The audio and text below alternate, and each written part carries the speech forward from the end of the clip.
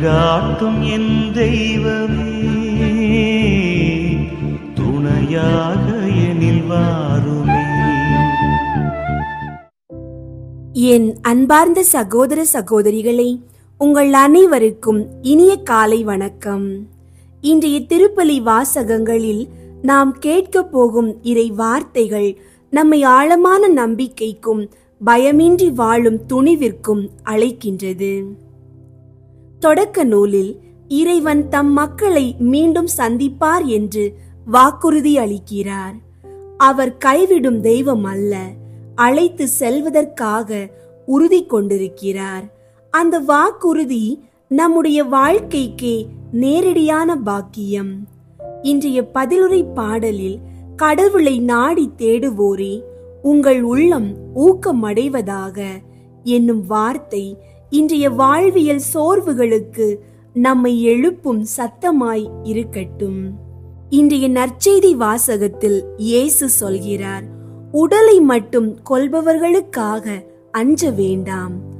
இது நாம் எதற்காக அஞ்சுகிறோம், எதை நம்புகிறோம், எதற்காக நம்மை அர்ப்பணிக்கிறோம் என்பதை கேட்கும் சவாலான அழைப்பு. வாருங்கள், இன்றைய திருப்பலி வாசகங்களை கவனமுடன் கேட்போம். பொது காலம் 14ஆம் வாரம் சனிக்கிழமை. முதல் வாசகம். கடவுள் உங்களை கனிவுடன் சந்திக்க உறுதியாக வருவார். இந்த நாட்டிலிருந்து அவர் உங்களை அழைத்து செல்வார். தொடக்க நூலிலிருந்து வாசகம். 49ஆம் அதிகாரம் 29 முதல் 32 மற்றும் 50ஆம் அதிகாரம் 15 முதல் 26 வரை உள்ள இறைவார்த்தைகள். அந்நாட்களில் யாக்கோபு தம் புதல்வர்களுக்கு கட்டளையிட்டு கூறியது, இதோ நான் என் இனத்தவரோடு சேர்க்கப்பட இருக்கிறேன். என்னை என் தந்தையருடன் இத்தியனான எப்ரோனின் நிலத்திலுள்ள குகையில் அடக்கம் செய்யுங்கள். அது கானான் நாட்டில் மம்ரே பகுதிக்கு அருகே உள்ள மக்பேலாவின் நிலத்தில் அமைந்துள்ளது. ஆபிரகாம் இத்தியனான எப்ரோனிடம் இருந்து அந்த நிலத்தை கல்லறை நிலத்திற்கென விலைக்கு வாங்கினார். அங்கே ஆபிரகாமையும் அவர் மனைவி சாராவையும் அடக்கம் செய்தனர். அங்கு ஈசாக்கையும் அவர் மனைவி ரெபேக்காவையும் அடக்கம் செய்தனர். அங்கேதான் நானும் லேயாவை அடக்கம் செய்துள்ளேன். அந்நிலமும் அக்கல்லறையும் இத்தியரிடம் இருந்து விலைக்கு வாங்க பெற்றவை. யாக்கோபு தம் புதல்வர்களுக்கு கட்டளைகளை வழங்கி முடித்த பின் தம் கால்களை படுக்கையினுள் மடக்கிக் கொண்டு உயிர் நீத்து தம் இனத்தாருடன் சேர்த்து கொள்ளப்பட்டார்.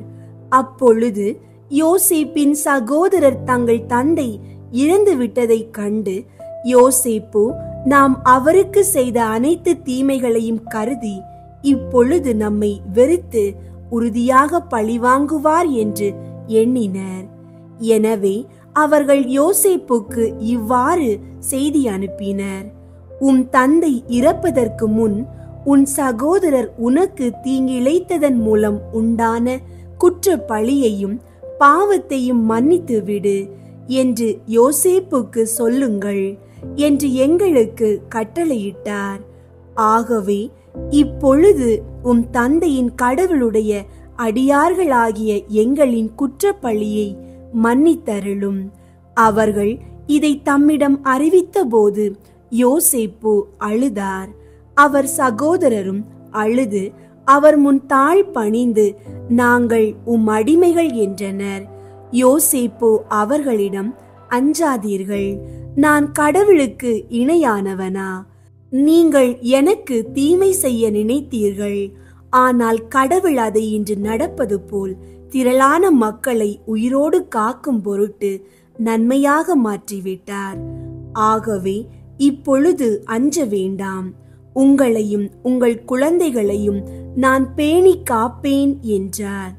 இப்படியாக அவர் அவர்களுக்கு ஆறுதல் அளித்தார். அவர்களுடன் இதமாக பேசி வந்தார். யோசேப்பும் அவர் தந்தையின் வீட்டாரும் எகிப்தில் குடியிருந்தனர். யோசேப்பு 110 ஆண்டுகள் உயிர் வாழ்ந்தார். எப்ராயிமின் 3ஆம் தலைமுறையை பார்க்கும் வரையிலும் மனாசேயின் மகன் மாக்கிரின் குழந்தைகள் தம் மடியில் விளையாடும் வரையிலும் யோசேப்பு உயிர் வாழ்ந்தார். யோசேப்பு தம் சகோதரரிடம், நான் சாகும் வேளை வந்துவிட்டது, ஆனால் கடவுள் உங்களை கனிவுடன் சந்திக்க உறுதியாக வருவார். ஆபிரகாம், ஈசாக்கு, யாக்கோபுக்கு தாம் கொடுப்பதாக வாக்களித்த நாட்டிற்கு, இந்த நாட்டிலிருந்து அவர் உங்களை அழைத்து செல்வார் என்றார். மீண்டும் யோசேப்பு, கடவுள் உங்களை கனிவுடன் சந்திக்க உறுதியாக வருவார், அப்பொழுது நீங்கள் என் எலும்புகளை இங்கிருந்து எடுத்து செல்லுங்கள் என்று சொல்லி இஸ்ரவேல் புதல்வரிடம் இருந்து உறுதிமொழி பெற்றுக் கொண்டார். யோசேப்பு தம் 110ஆம் வயதில் இறந்தார். ஆண்டவரின் அருள்வாக்கு. இறைவா உமக்கு நன்றி. பதிலுரை பாடல். பல்லவி. கடவுளை நாடி தேடுவோரே, உங்கள் உள்ளம் ஊக்கமடைவதாக. கடவுளை நாடி தேடுவோரே, உங்கள் உள்ளம் ஊக்கமடைவதாக. ஆண்டவருக்கு நன்றி செலுத்துங்கள். அவர் தம் பெயரை சொல்லி வழிபடுங்கள். அவர் தம் செயல்களை மக்களினங்கள் அறிய செய்யுங்கள். அவருக்கு பாடல் பாடுங்கள். அவரை புகழ்ந்தேத்துங்கள். அவர் தம் வியத்தகு செயல்கள் அனைத்தையும் எடுத்துரையுங்கள். பல்லவி. கடவுளை நாடி தேடுவோரே, உங்கள் உள்ளம் ஊக்கமடைவதாக. கடவுளை நாடி தேடுவோரே, உங்கள் உள்ளம் ஊக்கமடைவதாக. அவர் தம் திருப்பெயரை மாட்சிப்படுத்துங்கள். ஆண்டவரை தேடுவோரின் இதயம் அக்களிப்பதாக. ஆண்டவரையும் அவரது ஆற்றலையும் தேடுங்கள். அவரது திருமுகத்தை இடையராது நாடுங்கள். பல்லவி. கடவுளை நாடி தேடுவோரே, உங்கள் உள்ளம் ஊக்கமடைவதாக. கடவுளை நாடி தேடுவோரே, உங்கள் உள்ளம் ஊக்கமடைவதாக. அவரின் ஊழியராம் ஆபிரகாமின் வழிமரபே, அவர் தேர்ந்து கொண்ட யாக்கோபின் பிள்ளைகளே, அவரே நம் கடவுளாகிய ஆண்டவர். அவரின் நீதி தீர்ப்புகள் உலகம் அனைத்திற்கும் உரியவை. பல்லவி. கடவுளை நாடி தேடுவோரே, உங்கள் உள்ளம் ஊக்கமடைவதாக. கடவுளை நாடி தேடுவோரே, உங்கள் உள்ளம் ஊக்கமடைவதாக. நற்செய்தி வாசகம். உடலை மட்டும் கொல்பவர்களுக்கு அஞ்ச வேண்டாம். மத்தேயு எழுதிய தூய நற்செய்தியிலிருந்து வாசகம். 10ஆம் அதிகாரம் 24 முதல் 33 வரை உள்ள இறை வார்த்தைகள். அக்காலத்தில் இயேசு தம் சீடர்களை நோக்கி கூறியது. சீடர் குருவை விட பெரியவர் அல்ல, பணியாளரும் தம் தலைவரை விட பெரியவர் அல்ல. சீடர் தம் குருவை போல் ஆகட்டும், பணியாளர் தம் தலைவரை போல் ஆகட்டும், அதுவே போதும். வீட்டு தலைவரையே பெயல்செபூல் என அழைப்பவர்கள் வீட்டாரை பற்றி இன்னும் தரக்குறைவாக பேச மாட்டார்களா? எனவே அவர்களுக்கு அஞ்ச வேண்டாம். ஏனெனில் வெளிப்படாதவாறு மூடப்பட்டிருப்பது ஒன்றுமில்லை, அறியப்படாதவாறு மறைந்திருப்பதும் ஒன்றுமில்லை. நான் உங்களுக்கு இருளில் சொல்வதை நீங்கள் ஒளியில் கூறுங்கள். காதோடு காதாய் கேட்பதை வீட்டின் மேல் தளத்திலிருந்து அறிவியுங்கள். ஆன்மாவை கொல்ல இயலாமல் உடலை மட்டும் கொல்பவர்களுக்கு அஞ்ச வேண்டாம். ஆன்மாவையும் உடலையும் நரகத்தில் அழிக்க வல்லவருக்கே அஞ்சுங்கள். காசுக்கு 2 சிட்டுக்குருவிகள் விற்பதில்லையா? எனினும் அவற்றுள் ஒன்று கூட உங்கள் தந்தையின் விருப்பமின்றி தரையில் விழாது. உங்கள் தலைமுடியெல்லாம் எண்ணப்பட்டிருக்கின்றது. சிட்டுக்குருவிகள் பலவற்றை விட நீங்கள் மேலானவர்கள். எனவே அஞ்சாதிருங்கள். மக்கள் முன்னிலையில் என்னை ஏற்றுக்கொள்பவரை விண்ணுலகில் இருக்கும் என் தந்தையின் முன்னிலையில் நானும் ஏற்றுக்கொள்வேன். மக்கள் முன்னிலையில் என்னை மறுதலிப்பவர் எவரையும் விண்ணுலகில் இருக்கிற என் தந்தையின் முன்னிலையில் நானும் மறுதலிப்பேன். கிறிஸ்துவின் நற்செய்தி. கிறிஸ்துவே உமக்கு புகழ். அன்பார்ந்தவர்களே, பயமற்ற விசுவாசம், இதுதான் இந்திய வாசகங்கள் நம்மை நோக்கி பேசும் முக்கியமான அழைப்பு. முதலாம் வாசகத்தில் கடவுள் தம் மக்களை மீட்டெடுப்பதற்காக வருவார் என்று உறுதியாக கூறுகிறார். அவர் எப்போது வருவார் என்பது நம் கணக்கில் இல்லை. ஆனால் அவர் வருவார் என்பது நிச்சயம். ஏனென்றால் அவர் வாக்கு தத்தத்திற்கு உண்மையாயிருப்பவர். இதை மையமாக கொண்டு நம்மை நோக்கி நற்செய்தியில் இயேசு சொல்கிறார், உடலை மட்டும் கொல்பவர்களுக்காக அஞ்ச வேண்டாம். அதாவது உலகம் நம்மை பற்றி கூறும் விமர்சனங்கள், நம்மை பயப்படுத்தும் சூழ்நிலைகள், நம்மை ஒதுக்கும் குழுக்கள், இவை அனைத்தும் நமது உடலை தாக்கக்கூடும். ஆனால் ஆன்மாவை அழிக்க இயலாத இந்த உலகிற்காக அஞ்ச வேண்டியதில்லை என்கிறார் இயேசு. இன்றைய திருப்பலி வாசகங்கள் நாம் எதற்காக வாழ்கின்றோம்? பிறர் பார்வைக்காகவா அல்லது இறை நோக்கத்திற்காகவா என்று நம்மை சிந்திக்க அழைக்கின்றது. நம்மை அன்பாக அழைக்கும் இயேசுவின் வார்த்தைகள், நீங்கள் என்னை மக்கள் முன் ஏற்றுக்கொண்டால் நான் உங்களை என் தந்தையின் முன் ஏற்றுக்கொள்வேன் என்பது.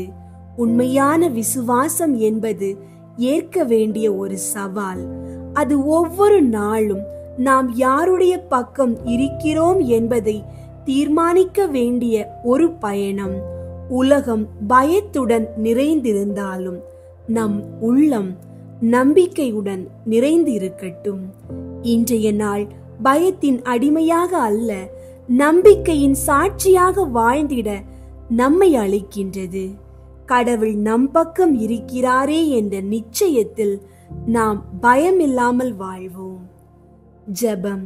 கருணைமிகு ஆண்டவரே, இன்றைய வாசகங்களின் ஊடாக நீர் எங்களை அழைக்கின்றீர். எங்கள் சோர்வையும் பயங்களையும் குழப்பங்களையும் அறிந்தவாறே உமது சத்தம் எங்களை உற்சாகப்படுத்துகின்றது.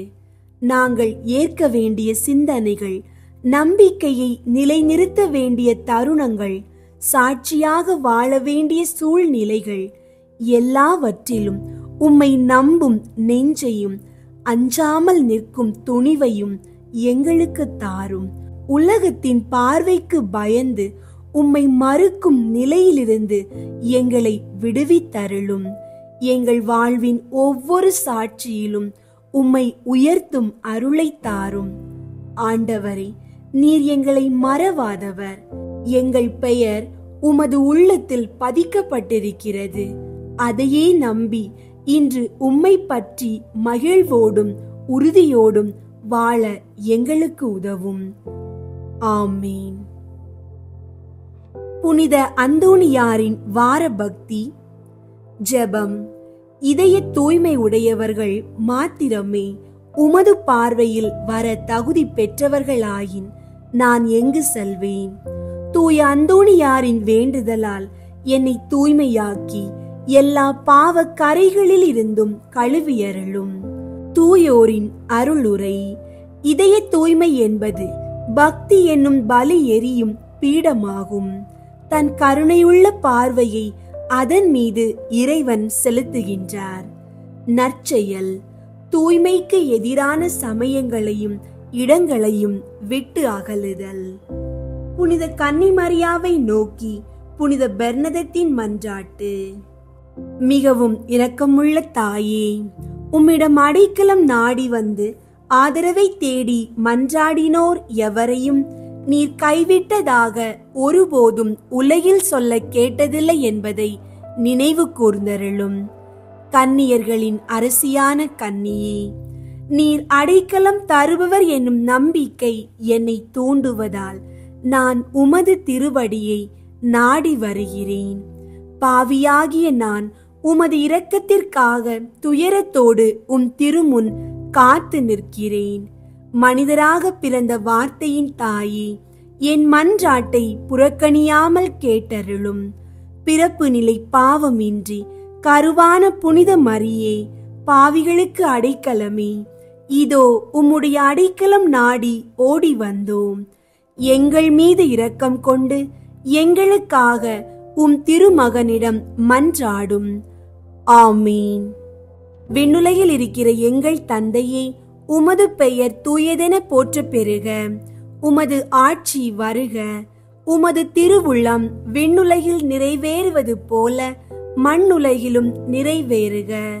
எங்கள் அன்றாட உணவை இன்று எங்களுக்கு தாரும். எங்களுக்கு எதிராக குற்றம் செய்வோரை நாங்கள் மன்னிப்பது போல எங்கள் குற்றங்களை மன்னியும். எங்களை சோதனைக்கு உட்படுத்தாதேயும், தீமையிலிருந்து எங்களை விடுவித்தருளும். ஆமீன். அருள் நிறைந்த மரியே வாழ்க. ஆண்டவர் உம்முடனே, பெண்களுள் ஆசி பெற்றவர் நீரே. உம்முடைய திருவயிற்றின் கனியாகிய இயேசுவும் ஆசி பெற்றவரே. புனித மரியே, இறைவனின் தாயே, பாவிகளாயிருக்கிற எங்களுக்காக இப்பொழுதும் எங்கள் இறப்பின் வேளையிலும் வேண்டிக் கொள்ளும். ஆமீன். தந்தைக்கும் மகனுக்கும் தூய ஆவியாருக்கும் மாட்சி உண்டாகுக. தொடக்கத்தில் இருந்தது போல இப்பொழுதும் எப்பொழுதும் என்றென்றும் இருப்பதாக. ஆமீன். இயேசுவின் ஆசீர்வாதம் உங்களோடும் உங்கள் குடும்பத்தோடும் எப்போதும் இருக்கட்டும். ஆமீன்.